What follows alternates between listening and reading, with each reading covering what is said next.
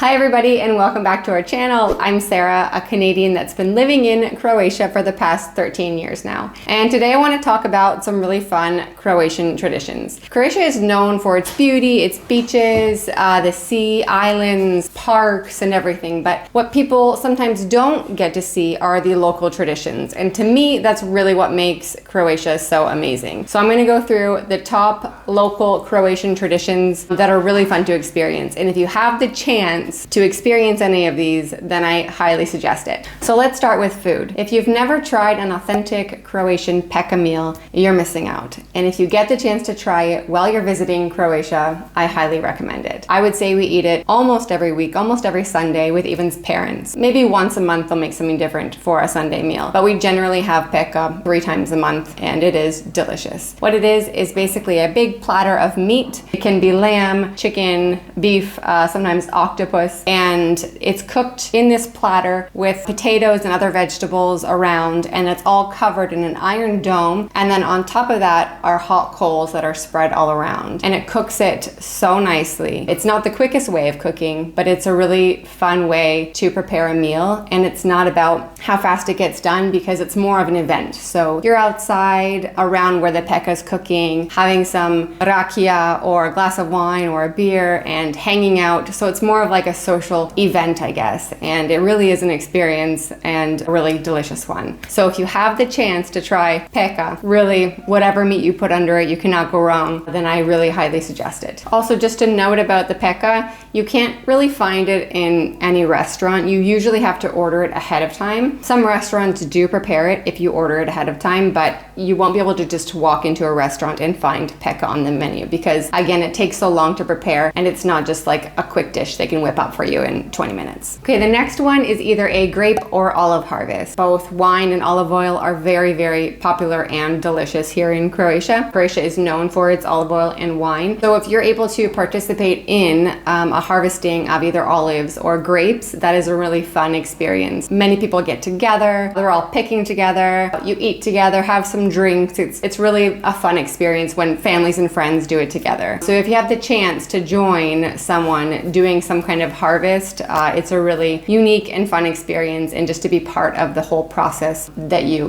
pick the olives that you'll try later in the olive oil. It's a unique experience here in Croatia. The next one is Fiaka, and you can find this on the coast in Split, and the good thing about this is you don't need to find any special place or people to do it with, so anyone coming to Croatia can participate in Fiaka just by knowing what it is. So it's basically just a state of mind of relaxing, taking time. It's kind of like a siesta without sleeping. So you can sit, for example, on the riva in Split with a cup of coffee, have nothing to do, nowhere to be, just relax, chatting, hanging out, and enjoying yourself where you are in the moment. Just enjoying each other's company, no plans, taking it easy and relaxing. So Fiaka, anyone can try when they come to Croatia or wherever you are in the world, but you'll see a lot of that happening, especially on the coast with people in the cafes along the riva, just taking in the atmosphere around them. Okay, another tradition in Croatia is name day. And when I first moved to Croatia, I had never heard of name days before. And name days are basically celebrating saints of certain names. And if you have that name, and you get to celebrate on that day. And so people will wish you like a happy name day, sretan imendan. And the people who are celebrating their names, the saints that have those names, then they will počasti. So they'll buy people drinks or invite them to a party. And it's actually a big celebration. To me, this was really something unique because I'd never heard of a name day before. And most people in Croatia have name days. If you have a more unusual name, you might not have a name day. But if it's especially one of the very known saints, you will have a big, name day celebration and get together with friends or family and celebrate that. So that was definitely something new and unique that I learned coming here. Ivan has a very big name day. There's one in the summer and it's around the summer solstice. And what they do is they make big, huge bonfires, and it's kind of to celebrate, I guess, the longest day, and the days will now start getting shorter. And what some kids do is, I guess kids in the area, they gather sticks logistics for this big bonfire, you know, in the days leading up to it. And it's said also that if you jump over the bonfire, that if you have any like pain in your bones, that it will help any pain go away. So some really interesting and unique traditions associated with this name day. The next one is called Svane Alka, and I have to admit that I haven't been to this yet, but I would love to go. What happens every August in the town of Sin, this 300-year-old nightly tournament has horsemen that like kind of gallop towards this hanging metal ring, and they try to stick the pole on the ring, and then I guess depending on where they catch it, they get certain points, and the middle pole I guess would give the most points. It's a really popular tradition in Sin. It's kind of like a reenactment of a battle from 1715 where the town defended itself against the Ottomans, and so every year they have this tradition to honor that. This event was even inscribed in the UNESCO Intangible Cultural Heritage List, so it's really an important event to Sin and to Croatia. So if you're around that area in August, definitely check it out. Looks like a really fun experience that I definitely want to try soon. Well, I won't be trying it on the horse, but I would like to go see it in action. So, all right, the next one is going to some kind of soccer game. Soccer, or football here as they call it, is the most popular sport. To go see a game, the atmosphere in these games here is just something else, I think, than most other places in the world. So if you are here and there's a game playing, definitely try to get tickets and go see it. One game that would really be cool to see is between Zagreb's Dinamo team and Split's Hajduk team. It's quite the rivalry, and so the atmosphere is even more hyped up, and the fans are just crazy, and there are thousands of people. There are flares being lit up. People are chanting through the whole game. Everyone's on their feet. It's such a fun experience, and if you get the chance to go to a soccer game in Croatia, I think that's definitely a big cultural event. All right, next up are weddings. Now, I know it would be kind of hard for tourists to just go to some random Croatian wedding, but if you do somehow have the chance to go to a wedding and you're invited by someone Croatian that you know, definitely go to those weddings. They are super fun. I know from experience, we had our big Croatian wedding here, plus we've been to many others of friends. It's usually a 3-day event. It's just 3 days of having fun, eating, drinking, celebrating, and of course, the closer you are to the couple, the more you're going to be involved in these celebrations. Croatian weddings are definitely something else with their own traditions, so I feel like we should do a whole video just on weddings because there are so many little things within the weddings that I could highlight right now. The whole tradition here of celebrating the newlyweds, the couple to be married, is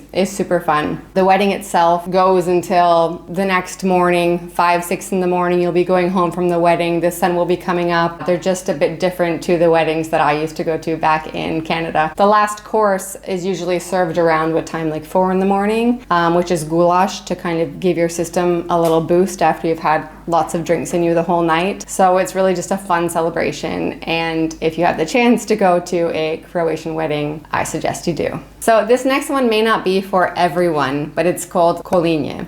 And what it is the butchering of a pig. It's a year process of having a little pig, feeding it so it gets nice and big. And in the fall time, you butcher that pig and it becomes a really big event where friends gather, you make sausages, you cut the right parts for prosciutto, you make čvarci. There are just so many different parts of the pig, obviously, that they make different delicacies with. And so it really becomes an event where people come together, help each other out, obviously make some meat on the spot, and they just do the whole process of making this pig into many different things to eat, and you'll have dried meats for the whole winter after that. It's also full of rakia and drinking, and another event to experience that is full of food and drink. There are many events in Croatia that are just tied to food and drink, and this is one of them, but it may not be for the lighthearted, so it just may not be for everyone. All right, the next one is Kapa music. This is a really traditional type of music in Croatia. You'll often find it in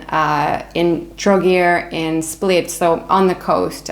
It's really, really popular. And it's a group of men that are singing a cappella, and it's really, really beautiful. You'll often find them in like echoey courtyards or just places with really good acoustics throughout these old towns. So if you're wandering through some of the old towns on the coast, you might just stumble upon some beautiful Klapa music. Okay, the last one is Fashik, which is Croatia's carnival, and it's full of music and dancing and dressing up, and it's a huge celebration. Especially in Rijeka has a really big Fashik, and so does Samobor right here near Zagreb. We usually always go to Samobor's Fashik. It's so fun and a really cool experience to wander through town. There's donuts all over, lots of food, lots of fun. And what it represents is, I guess they burn up like this puppet, and it represents burning all the problems of the previous year. It's really a celebration to say goodbye to past problems and to have a fresh start ahead. But our kids love it. We love going and celebrating the event, and it happens, usually last half of February. So if you're in Croatia around then, you may not be because most guests come during the season, but if you are here in the winter time, it could be a fun event to see. So these are just some of the fun Croatian traditions that exist. I'm sure there are many more. These are just some that I've pulled for this video. So if you're in Croatia and have a chance to try any of these, try, and I'm sure you're gonna love it.